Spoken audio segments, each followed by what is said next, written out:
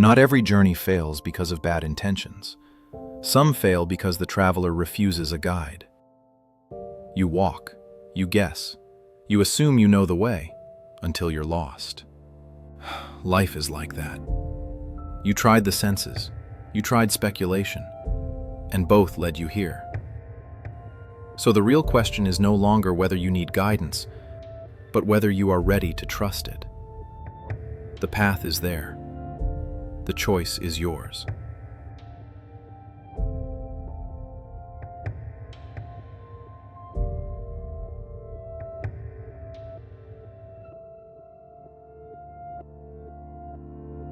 We have now reached the third and final path.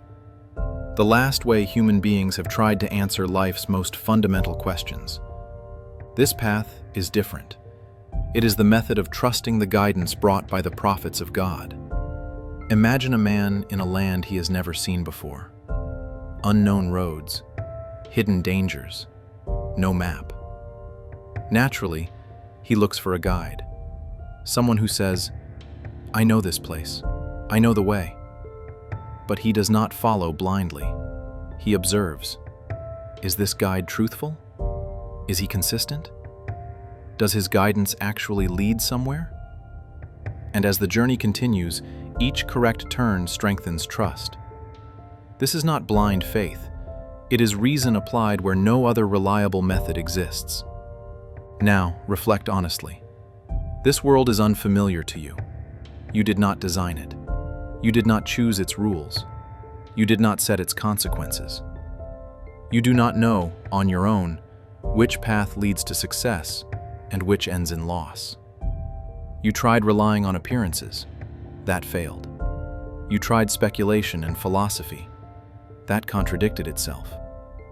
At this point, only one rational option remains: to listen to those who claim knowledge beyond guessing. The prophets claim something precise, that they possess true knowledge of life, of the world, and of man's purpose. So they must be examined. And when you examine them, you find no deception. Truthful, trustworthy, selfless, morally sound. Not power seekers, not exploiters, not manipulators.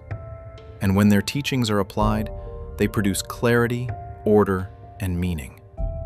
At that point, following them is not emotional, it is rational. This is the Islamic method. Unlike ignorance, unlike speculation, it rests on certainty. But it demands something in return: humility. The willingness to step back from pride and live within the limits of revealed knowledge. Understand this clearly. Sovereignty belongs to God alone. This universe is not accidental, not chaotic, not ownerless. It is a regulated dominion.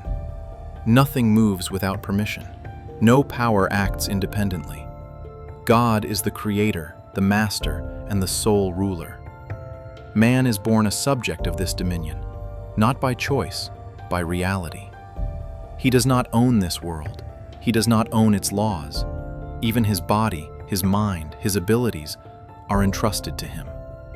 Earth, water, animals, resources, none belong to man. His authority exists only within the limits set by God. And human beings cannot legislate for one another independently.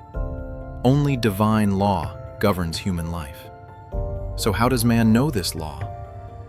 Through the prophets. The same source that created life revealed guidance. Recognize the messengers. Trust their truthfulness. Follow the law they conveyed.